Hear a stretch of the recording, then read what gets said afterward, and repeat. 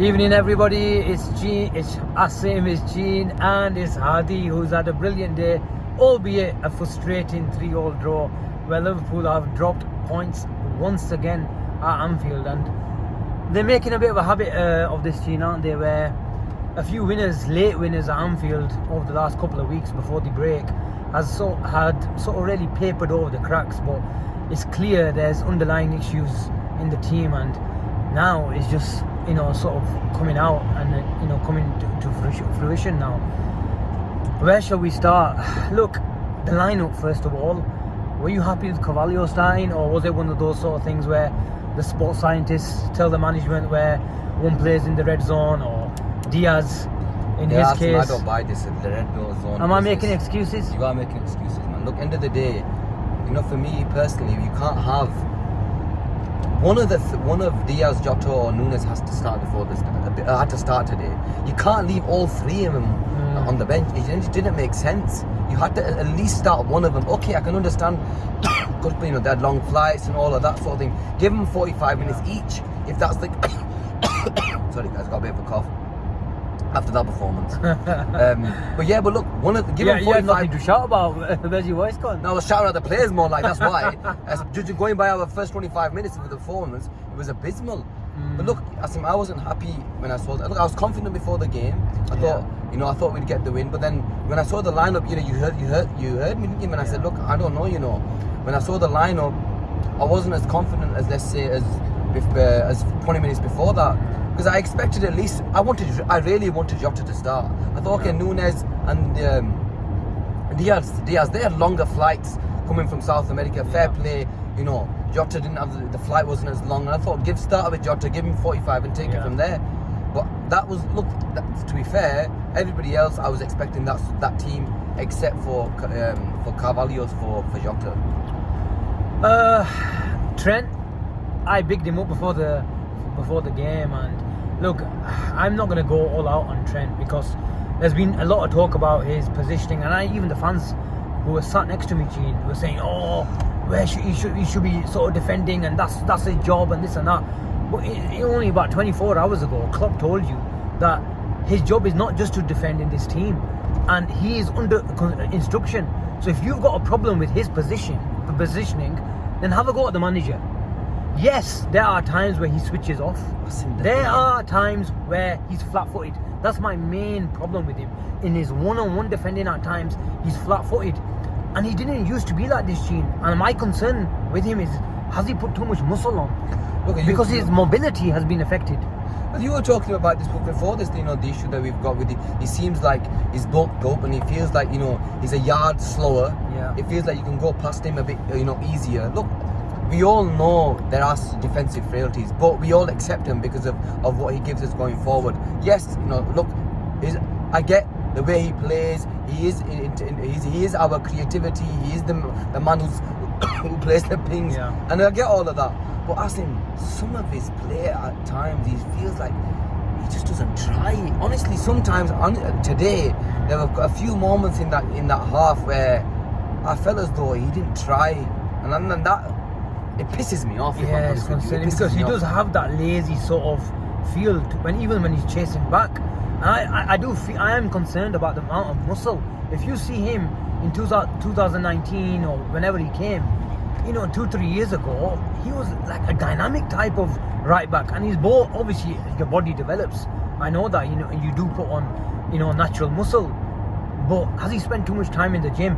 But anyway, look, my main concern, my sort of concerns are qualms about this game is towards the management today, and I think Klopp and his team have to take the majority of the responsibility for the vulnerability, for the naivety of our play, and how open do we look. And I'm not buying this idea of, we didn't know much about Brighton. We know everything about Brighton. Yeah, they've got a new manager, but a new manager is not going to come in his first week and make wholesome changes. It's not going to happen. He's going to make subtle tweaks, if anything. But he's not going to make anything. They're Brighton. They're sat fourth. What exactly does he need to change? Exactly. Nothing. They're doing perfect. And let him crack on. And he needs a bit of time to sort of make his own sort of touch, and implement his ideas on the team. But he's not going to make, drastic changes, is it? course he's not. So we know the Brighton, yes, when they had Graham Potter, and we've seen it before, in years gone by. This is not the first time they'll come to Anfield and boss the game. And for large parts of the first half, they were the much better team, and we didn't look anything like ourselves. And I'm going towards Klopp is if you've got a team that we know about, yes, they play a 4-2-3-1 at times, they play a 4-3-4-1-2 at times, a 3-4-2-1 like they played today. Where was the in-game management? Okay, we weren't sure about the formation, what they're exactly going to play. But, Guardiola, to his credit, makes those in-game management changes. We played a 4-2-4 against Manchester City, and we were all over City about a year, I think it was during COVID, when we went to the Etihad. And we were all over them. But it took 15-20 minutes for Guardiola to make those necessary changes. And where were those necessary changes today? And that's why I'm really, really peed off the fact that we couldn't make those changes. And in the first half, it was so easy. Liverpool have been sort of accused of making and being too predictable. We've got one way of playing. And when it's on, and when we are playing well, we are an unbelievable side.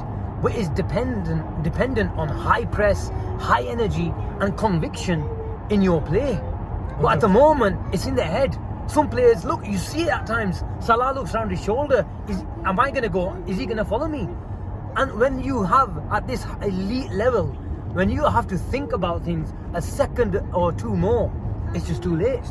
It's too late. And the thing was, if you look at, I know I'm going to go towards the midfield and probably speak about them, to start off with, because I thought in the midfield we were shocking.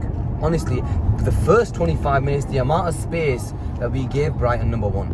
Not just the space, the amount of times they so easily bypassed us. And Klopp mentioned it in his But that's a system, Gene. But the thing that's the system. They were, to their credit, they were splitting their centre backs.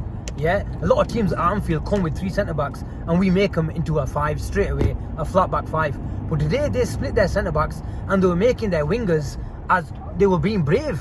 Their left back was sometimes doubling up on Salah, but who was on the other side? Was it Marsh or March? McAllister or Marsh, yeah. McAllister was playing the double Marsh. pivot. It was Marsh, and he was really, really advanced. And their sort of trio of Trossard, Marsh, and who's the other one? Who's the other on the left? I can't remember. But they were getting close to Welbeck, and if we were getting the press right, the amount of times on the first half we were making Welbeck look like Drogba, and in the second half we made Trossard look like Hazard, and they were going through us like a knife through butter. The issue that I had was, look, I can understand they were taking our players in terms of positioning. I can understand that, but when a player is bypassing your midfield and beating 2 men, that's unforgivable, man. That's what McAllister was doing, Trossard was doing. They were going past our players like we weren't even been there. We just look lethargic at times. And you know what? They've had a break, and I genuinely thought, a break's going to do us good. They'll come back fresh. We'll be ready to go. We look anything but. But it took us being 2-0 down to actually start playing like one. Always for the past, God knows how many games, go 1-0 down, 3.5 minutes on the clock, 1-0 down. Let's start playing football now. And even then, we weren't that great for the first 20 minutes. Welbeck missed an absolute sitter of a header. They could have been 4-0 up. They had another half chance. They could have been pretty 4-0 up. They could have. Well, look, we were better in the second half, and especially after we went 2-0 down. And why does it take us, being 1-0 down and 2-0 down, for actually start playing? Maybe that's what those shackles come off and think we've got nothing to lose now, but to chase the game. And I read something on Twitter, just after the game whilst I was walking to the car. I don't know exactly the stat was, but there's around something like the last 12 out of 15 games in all competitions, Liverpool have gone a goal down. That's ridiculous. So this is not always supposed to be one of the best defences in world football the 2 years. Exactly, and this is not just a shock anymore. It's become a norm. Yes. Where Liverpool are chasing games. They actually come at us, and this is another thing. Since the Fulham game, I know there was signs of it in the back end of last season, but since the Fulham game, teams don't fear us anymore. They actually come out and they actually, in a way, they realise that, this is when Liverpool are our most vulnerable, are in the first 20 minutes. So let's get at them, and they see they get joy from it, and every single side of us has a joy from it. So we can't use that as an excuse though. What does it take us a goal down to count? Why can't we get going from the minute go? I just don't understand why it takes us to go goal down. Are we lackluster? Are the players not ready? I don't know what it is, but I don't understand why we always have to go goal down to start playing football. But look, this is something. Sometimes your mind wants to, it sort of knows these guys have been sort of trained and it's instilled into them. What they've been doing over the last 3-4 years. But your mind wants to do something, but ultimately your legs can't do it anymore. And I think that's what is happening with Liverpool at the moment.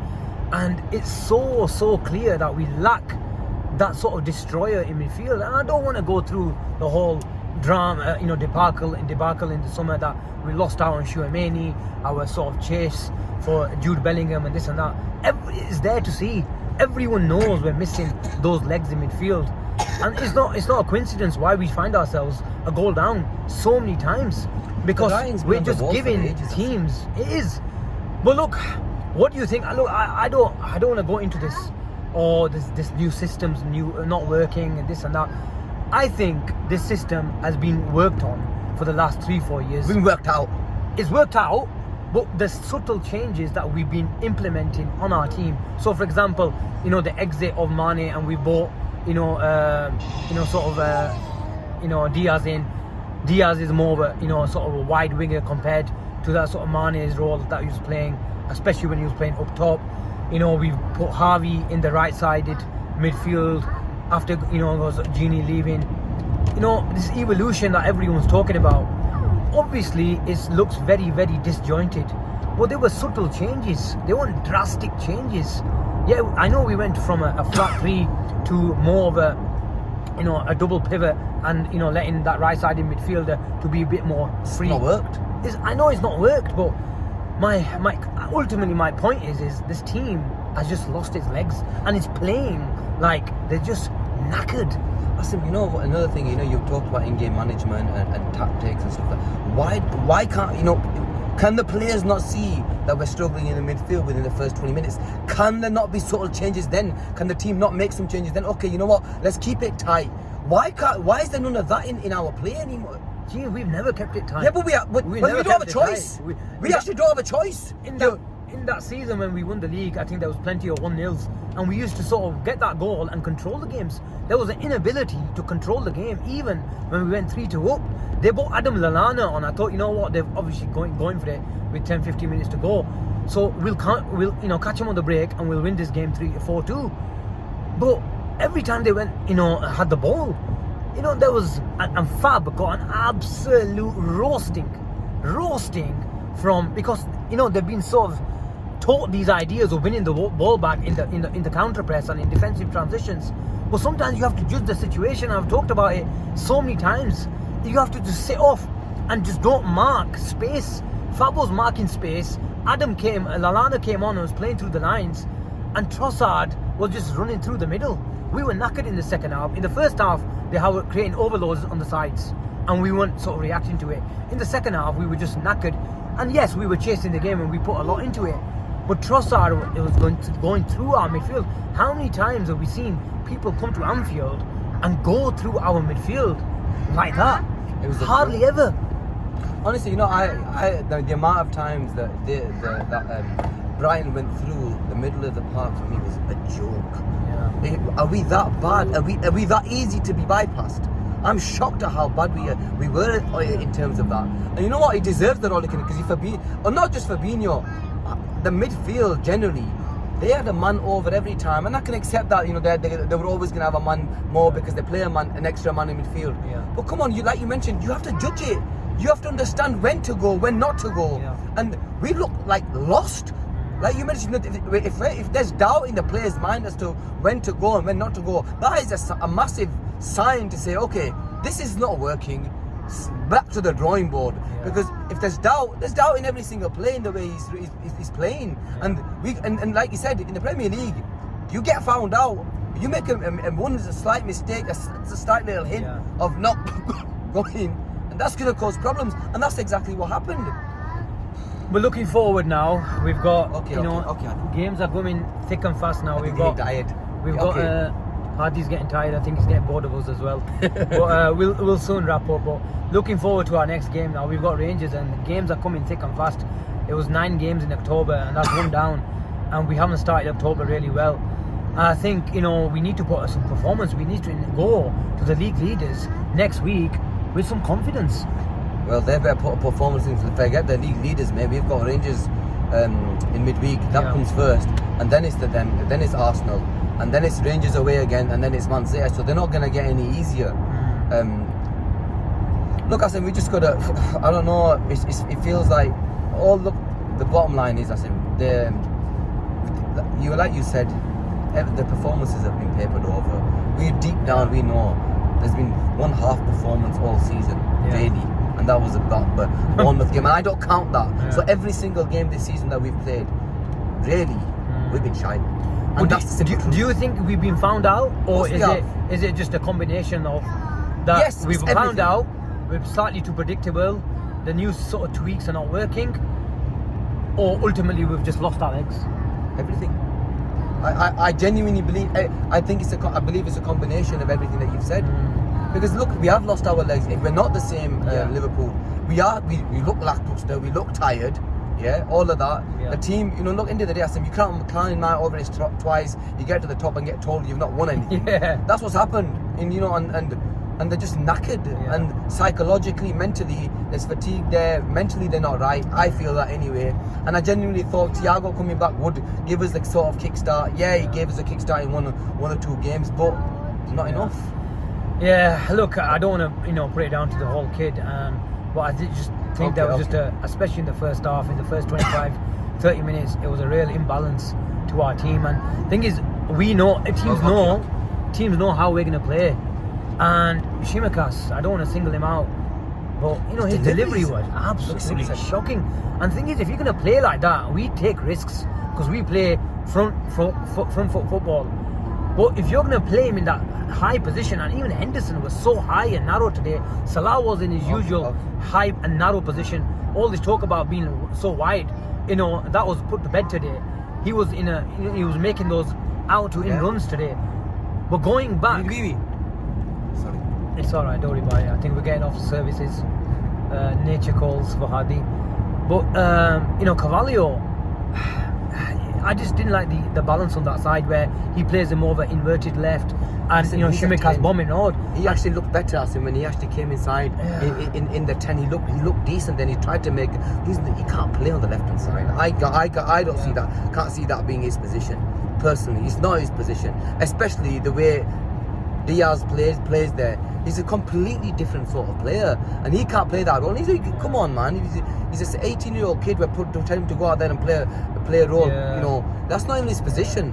There was mitigating circumstances today, but ultimately, this elite team has been right at the top of their game, and now we're expecting sort of kids to come in and replace them and set the world alight straight away. But look, we're gonna look at the game in more depth. Maybe throughout the week. We've got games coming so quickly now. I think we play on Tuesday. Yep. So we'll probably try to do a preview show before that. But until then, please smash a like and leave a comment. Tell us what you think and what's wrong with our Liverpool. What is wrong with our Liverpool? Are we going to come back? Are we going to really show our true colours? Because one thing that this team has shown over the last 3-4 years is it's never lacked mentality and bottle and corners, and hopefully there'll be a few more crisis meetings over the next couple of days and we really see the sort of the usual self of Liverpool, and because we've just got no time to drop any more points and any more average games. But we shall see you soon, and take care and enjoy the rest of the evening. Thank you. Bye now.